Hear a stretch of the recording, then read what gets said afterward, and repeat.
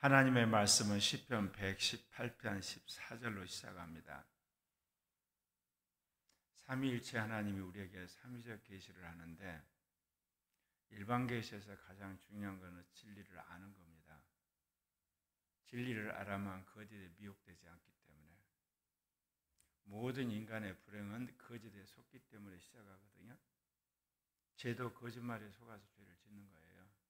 음란도 거짓말, 또 우리가 말하는 전쟁도 다 거짓말에 기초를 하는 겁니다. 그래서 성경은 마귀를 거짓의 아비라고 합니다. 그 다음에 믿음은 순종을 해야 되는 겁니다. 믿고 순종하지 않으면 아무 소용이 없습니다.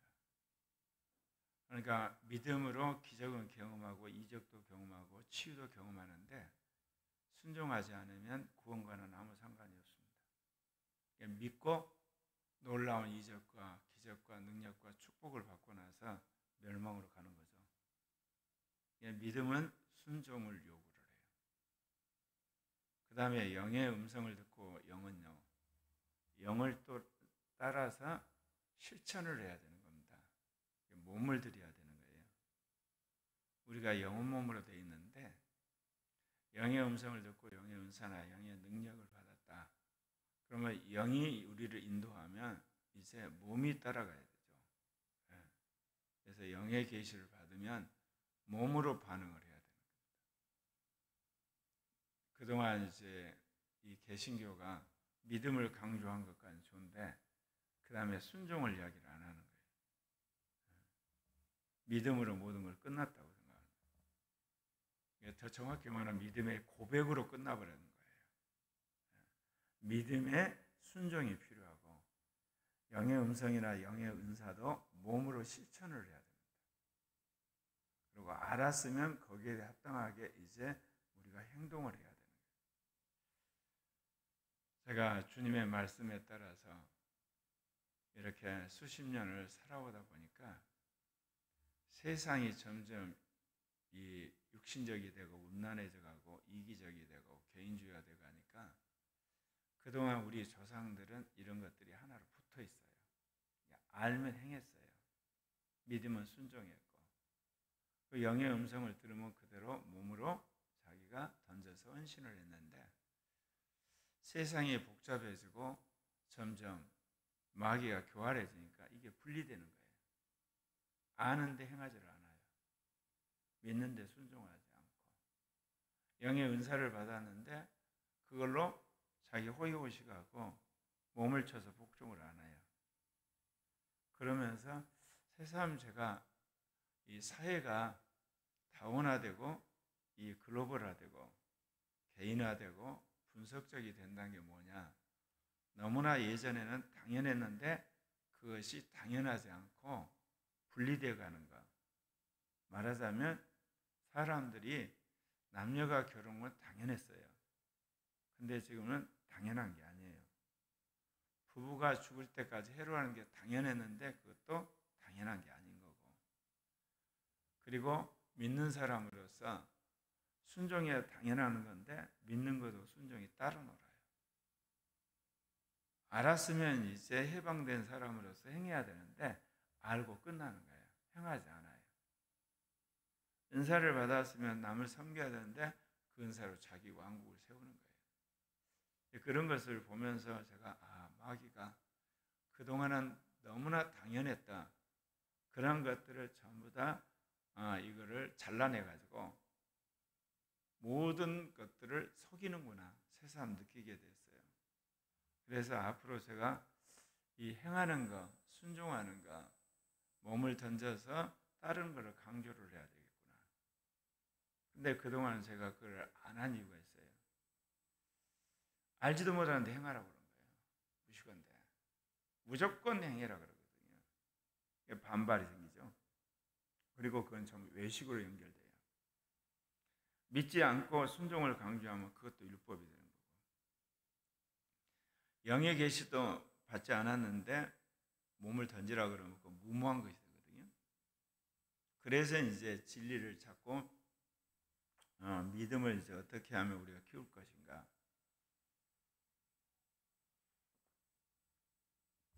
영의 계시를 제대로 받을 건가? 나름대로 그걸 터득하고 나서 사람들에게 그걸 가르쳐 놨더니 행하지를 안 해버리는 거예요. 순종 안 해버리고 영으로 이제 실천을 안 하고 그럼 아무 소용없어요. 그래서 이제는 그거를 이제 계속해서 강조해야 되겠구나. 알아서 어디다 쓰려고? 믿었는데 그 다음은 변했어? 영의 음성 듣는 다음에 그것으로 무슨 일이 일어났는데? 그렇다는 겁니다. 그래서 저도 물론이고 우리 교회가 패러다임을 또 한 번 바꿔야 되겠습니다. 이 마귀라는 놈이 정말 인간을 잘 알고 시대마다 교활하게 이렇게 개입을 해가지고 우리가 하나님 앞에서 온전하게 되는 것을 막는 것을 새삼 느끼게 됩니다. 여호와는 나의 능력과 찬송이시요 또 나의 구원이 되셨도다. 여러분 정말 이게 실제가 되셨나요? 예전에는 이 고백을 하면 그것이 능력이 됐고 찬송이 되고 구원이 됐어요.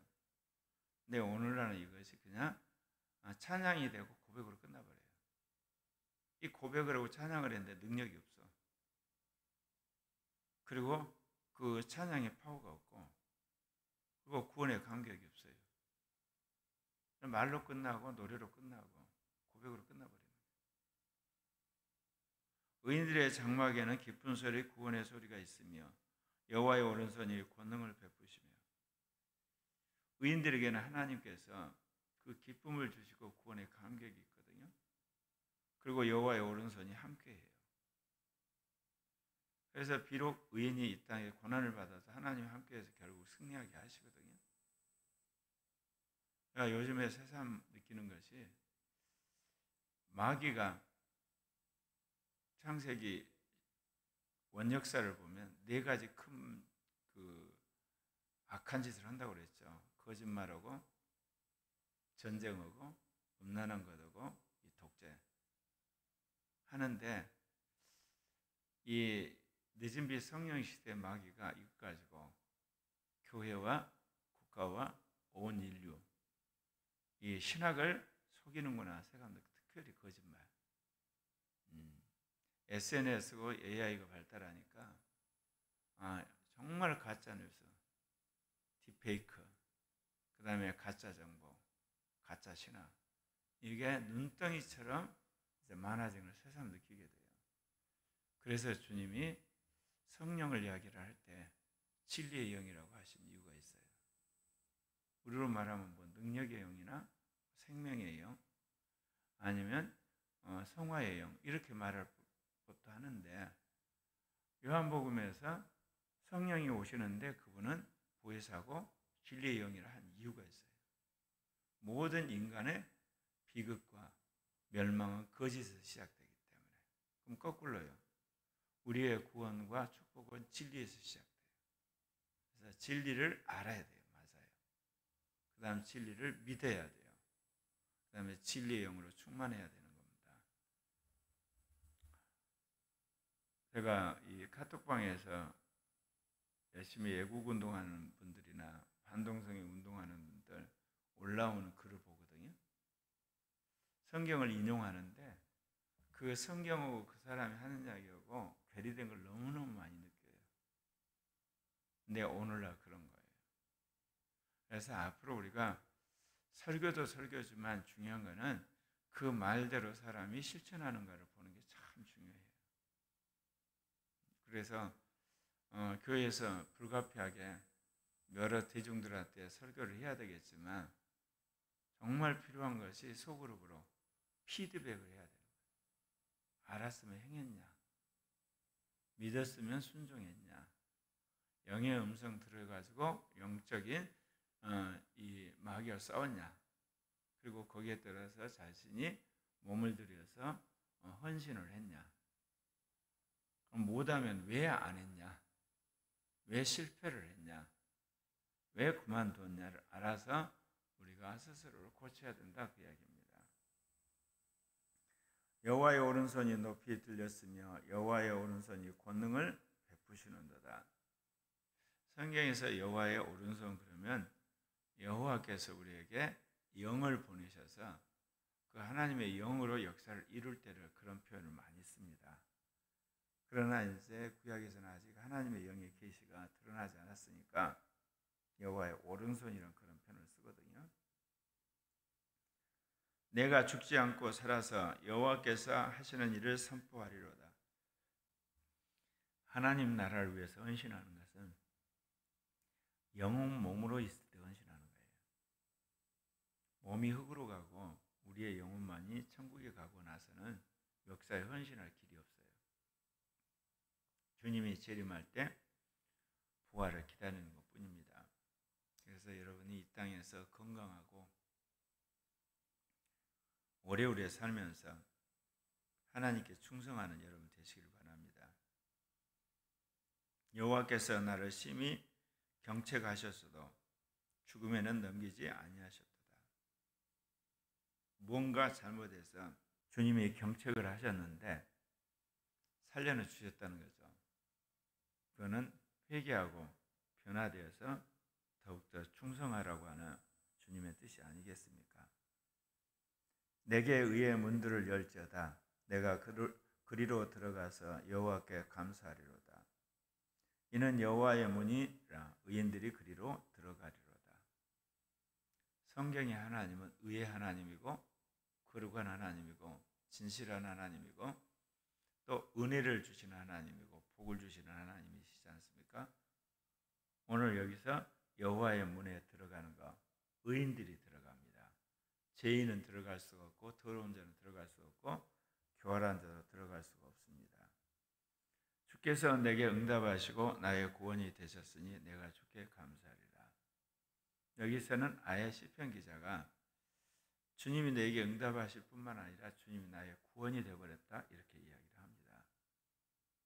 주님이 나를 구원하셨다가 아니라 주님이 나의 구원이 됐다. 이거는 하나님과 내가 하나 됐을 때 이제 이런 고백을 할 수가 있죠. 실제로. 그러면서 시편 118편 22절에서 예수 그리스도의 십자가의 죽음과 부활을 이제 성전에 비유해서 한 그 예언이 나옵니다. 건축자가 버린 돈이 진모퉁이의 머릿돌이 되었나니 이는 여호와께서 행하신 것이요 우리 눈에 기이한 바로다. 이 날은 여호와께서 정하신 것이라 이날에 우리가 즐거워하고 기뻐하리로다. 예. 목수가 이 돌을 쪼아서 성전이나 이런 집을 짓는데 딱 이게 그 강도라든지 모양이 안 맞으면 건축자들이 그 돌을 버려버리거든요.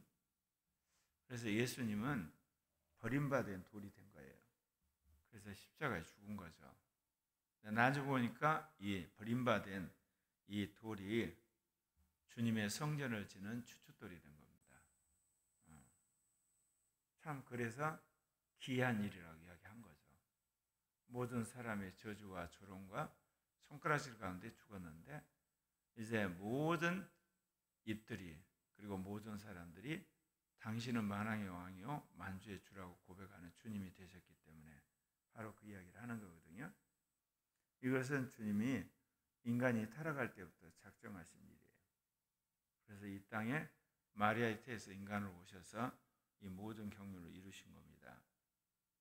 여호와여 구하옵나니 이제 구원하소서. 여호와여 구하옵나니 이제 형통하게 하소서. 하나님 우리를 구원하실 뿐만 아니라 형통하게 하시는 겁니다. 그래서 우리는 하나님으로부터 구원을 받고 또 형통하게 되고 그리고 이제 우리가 하나님 앞에 헌신하고 하나님께 영광 돌리는 삶을 살아야 되겠죠. 여호와의 이름으로 오는 자가 복이 있으며 우리가 여호와의 집에서 너희를 축복하리로다. 여호와를 믿고 여호와의 이름으로 오는 믿는 사람을 환영을 하고 그를 축복하는 이야기를 하는 겁니다. 특별히 여기서는 이제 제사장들이 이스라엘 백성들이 하나님의 성전에 예물을 가지고 제사를 드리고 올 때 이렇게 축복하는 장면을 연상하는 거죠. 여호와는 하나님이시라 그가 우리에게 빛을 비추셨으니 밧줄로 절기 제물을 제단불에 멜지어다. 여기 보면 여호와께서 빛을 비추심으로 어둠 속에 있는 우리가 그 빛을 따라서 오는 겁니다. 우리가 하루의 생활 속에서도 주님 앞에 기도를 하게 되고 또 주일이면 이렇게 예배당에 찾아와서 예배를 드리는 것은 하나님의 영이 우리를 비추기 때문에 그렇습니다. 그러지 않으면 우리는 마귀한테 속아서 육신에 흠뻑 젖어서 죄나 짓든지 그런 짓을 할 텐데, 악한 짓을 할 텐데 하나님의 영이 우리 마음을 붙들어 주니까, 그리고 거기에 우리가 순종해서 빛을 쫓아서 주님의 성전에 와서 같이 예배드리고 또 교제도 하고 복음을 전하고 또 음성을 듣는 것 아니겠습니까?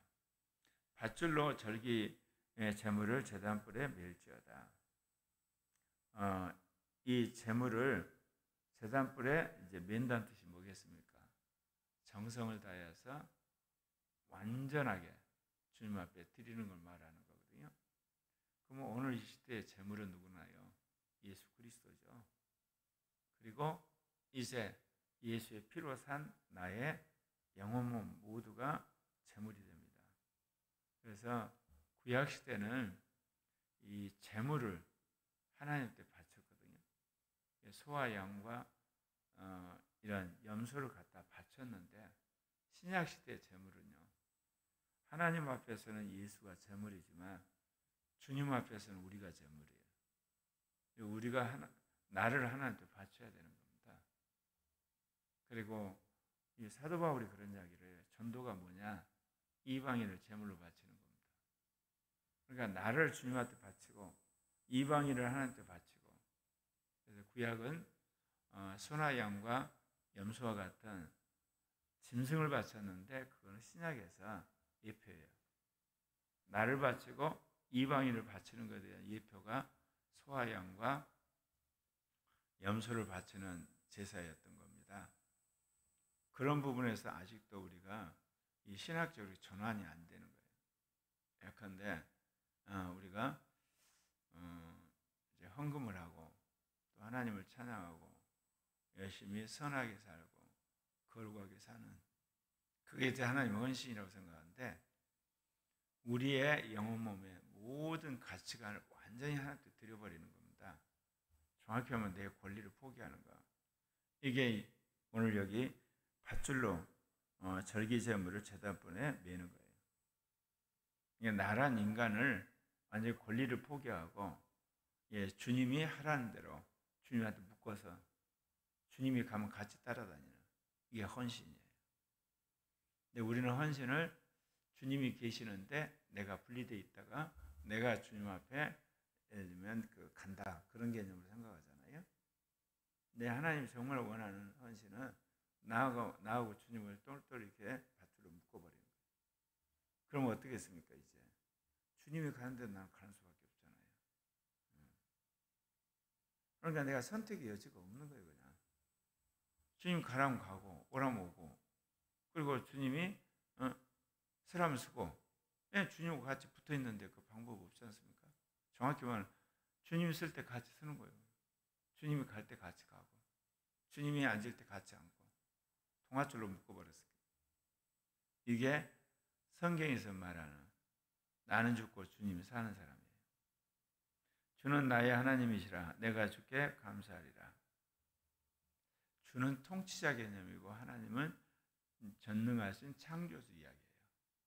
그러니까 우리 삶 속에서 우리를 통치하신 분은 우리를 지으시고 우리를 만드신 창조주 하나님이라는 겁니다. 그러니까 하나님은 창조하실 뿐만 아니라 주님으로서 이 우주 만물과 인간 역사를 주관하고 계시지 않습니까? 내가 주께 감사하리다. 주는 나의 하나님이시라. 내가 주를 높이리이다. 여호와께 감사하라. 그는 선하시며 그의 인자심이 영원하미로다. 사단과 악한 영들 앞에서, 그리고 불신자들 앞에서 우리가 하나님을 찬양하고 기도하는 것 참 기뻐하시는 거고 하나님께서 영광을 받으시는 일인데, 그것만 해서는 안 된다는 겁니다. 우리의 삶 속에서 우리가 나는 십자가를 못 받고 주님이 사는 거룩한 삶을 사셔야 돼요. 혁신적인 삶을 살아야 돼요.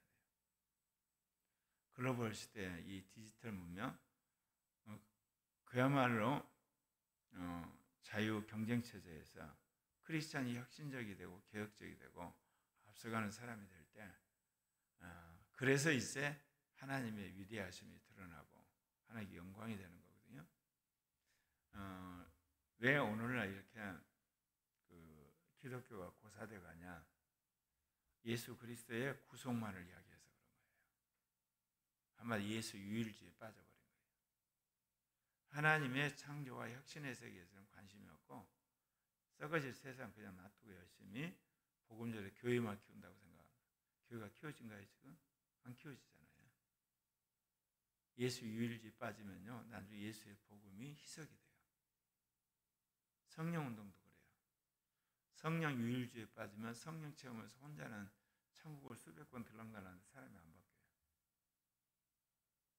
또 하나님 유일주의도 있어. 날마다 정의 이야기하고 하나님 나라 이야기하고 공의 이야기하지만 정작 사회는 바뀌지 않아요. 우리의 신앙은 삼위일체론적이어야 돼요.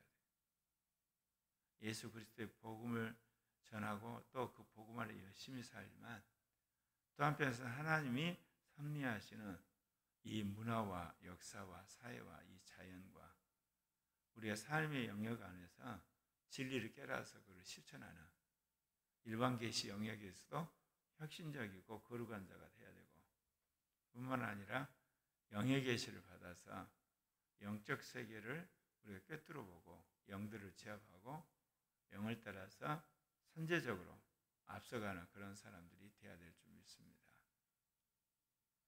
나라가 굉장히 어려운데 분명한 것은 하나님께서 미국과 한국을 가치동맹, 교회동맹, 선교동맹, 성경의 동맹, 영적인 동맹으로 만들어서 한국의 교회와 미국의 교회 세계 선교 완수하도록 우리를 부르신 거 맞아요. 그래서 계속해서 기도하고 오늘 하루도 여러분 혁신적인 삶을 살고 마귀의 싸우는 영적인 삶을 사는 여러분 되시기 바랍니다.